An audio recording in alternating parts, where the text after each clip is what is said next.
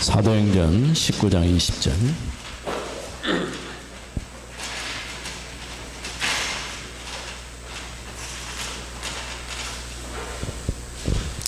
같이 읽어봅니다. 이와 같이 주의 말씀이 힘이 있어 후왕하여 세력을 얻으니라. 아멘. 미리 정복한 에베소. 성경에 보면은 중요한 도시가 나오면은 언제든지 도시에서 도시 중심으로 제자가 나오죠. 제자가 나오면 그 다음에 나오는 것이 전도운동이에요.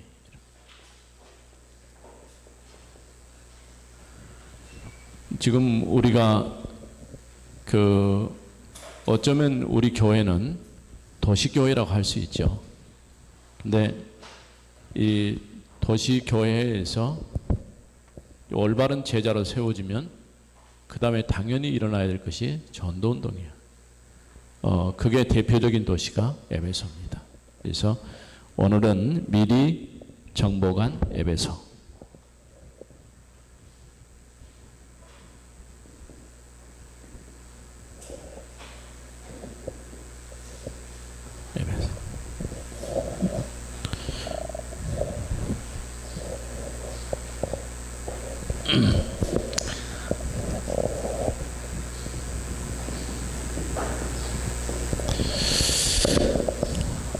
서론을 같이 읽어봅니다. 제자들을 따로 모아 2년 동안 두란노 소원에서 말씀 운동을 시작했어요. 아시아 전역에 복음 운동이 확산되었어요. 그러니까 이제 3개월 동안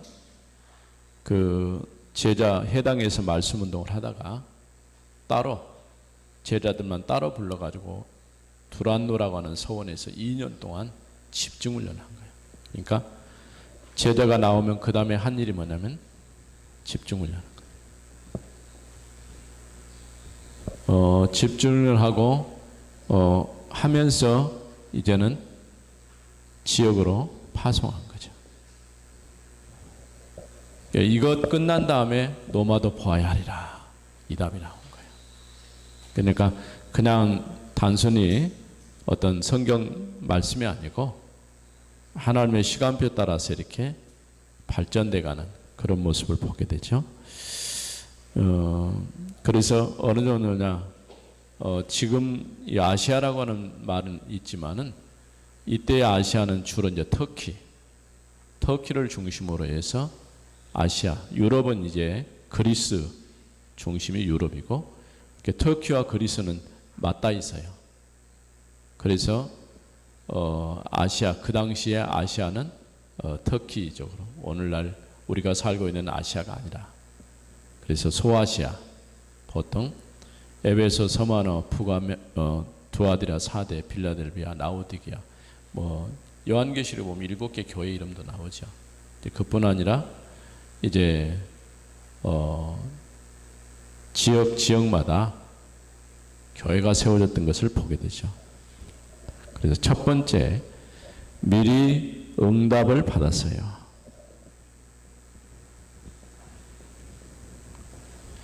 그러니까 대개는 우리가 앞으로 이런 응답을 받을 것이다, 그렇게 우리가 예상을 하죠. 그런데 오늘 우리는 말씀은 미리, 우리가 가기도 전에, 사실은 하나님께서 언제든지 뭐냐면 말씀을 주실 때는 이미 미리 성취될 말씀을 주신 거예요.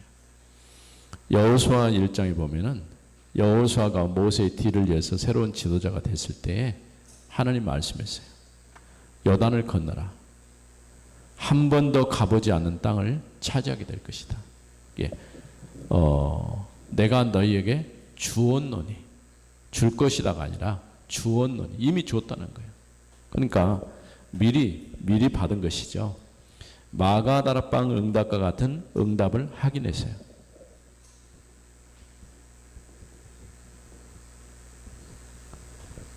쉽게 말하면 오순절 성령 강림 사건을 체험한 거죠.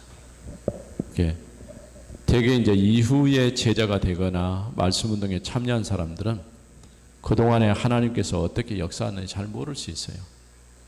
그런데 마가 다락방의 역사를 체험했다고 말이에요. 이런 응답을 하긴 했고 오순절에 있었던 성령 충만의 역사를 체험했어요.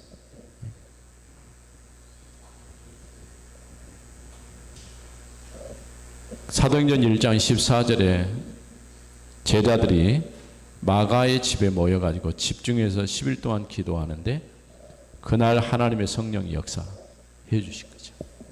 그래서 복음운동이 시작되었고 땅끝까지 복음이 증거된 것이죠. 바울과 같은 체험을 했어요. 네. 바울과 같은 체험. 마가다락방의 역사를, 그러니까 실제로 바울은 마가다락방에 참여한 건 아니에요.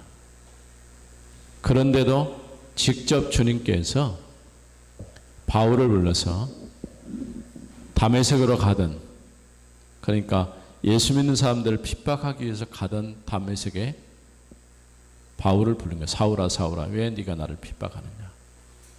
주여 네십니까? 나는 네가 핍박하는 예수다.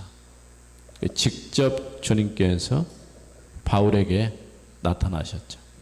이와 같은 동일한 역사를 지금 체험하게 됩니다. 그래서 사도행전 19장에 보면은 어떤 일이 있었냐면 19장 1절에 7절에 보면은 이제 요한의 세례밖에 모르고 있던 사람들이 바울이 기도할 때에 마가다락방의 성령의 역사를 그들에게도 일어나게 된 거예요. 그러니까 이렇게 생각하면 돼요. 예수님이 하셨던 일들을 제자들이 하게 되고 예수님에게 나타났던 기사와 표적이 또 제자들에게 동일하게 나타나는 거예요.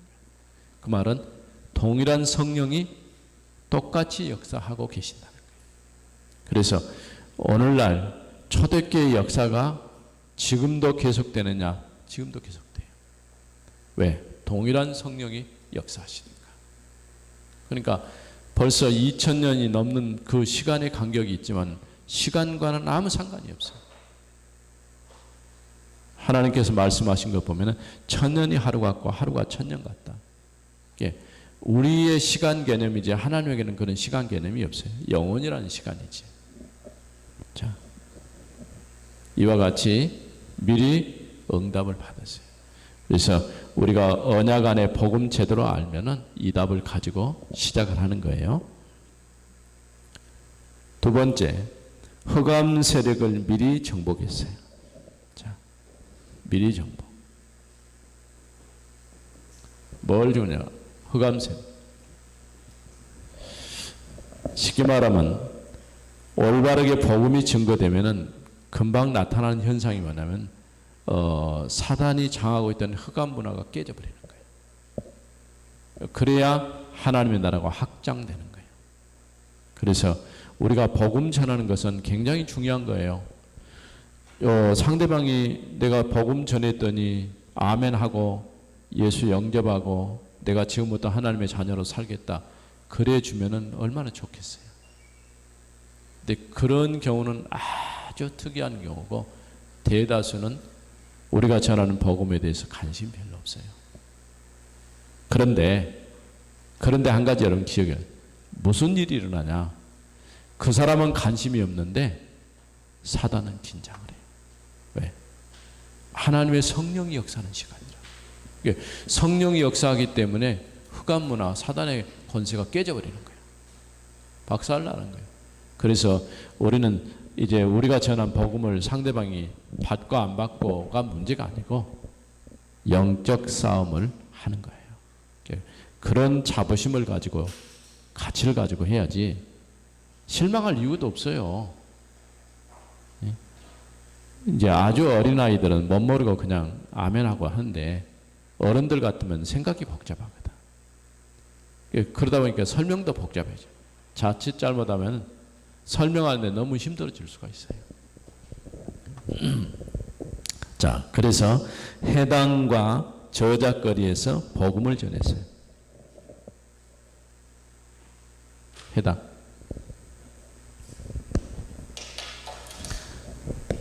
저작거리. 저작거리는 뭐냐면은 길거리 혹은 시장 그렇게 생각하면 돼요. 그러니까 원래 우리가 노방전도라는 표현을 하잖아요. 길거리에서 복음 전하는데 사실은 바쁘게 사는 사람에게 붙잡고 길거리에서 복음 전하는 게 쉽지가 않아요. 예. 그런데도 이때에 성령이 역사하니까 이제 해당에는 주로 유대인들이 있지만은 종교인들이죠. 복음 모르면서도 뭔가 종교에 대해서 열심을 가지고 모인 사람들. 이게 해당이죠. 무엇에 대해서 전했습니까? 하나님의 나라.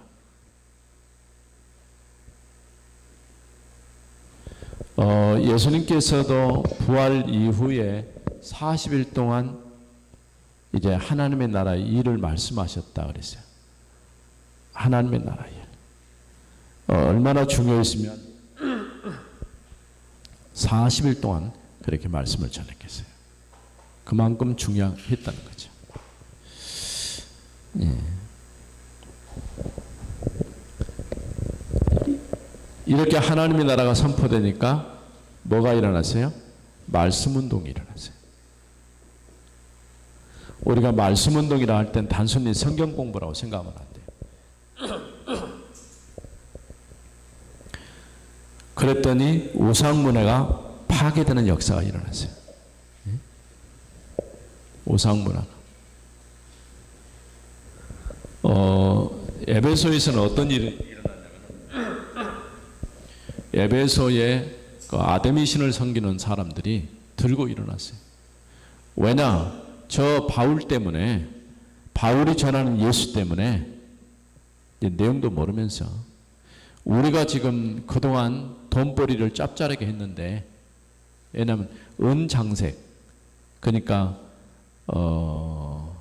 제주도에 가면은 우리가 하루방 같은 거 만들어 팔잖아요. 그런 것처럼 그게 어떤 신의 형상 이런 것들을 조그만하게 만들어 가지고 팔았던 것 같아요. 이게 돈벌이가 잘 안 되니까 들고 일어나는 거예요. 심지어는 바울 보고 뭐라 연병을 퍼뜨리는 사람들이다. 그러니까 참 뭐 말하는 것은 말로 하는 건 무슨 말인지 하겠죠. 그러니까 이렇게 우상 문화가 완전히 박살나 버린 거예요. 그리고 다섯 번째, 아시아 지역에 치유됐어요. 아시아 전역에 복음 운동이 확산되었다 그런 얘기. 하나님의 말씀에 증거할 때 이렇처럼 흑암 문화가 깨트려지기 시작한 거죠. 자, 세 번째, 응답을 미리 보았어요.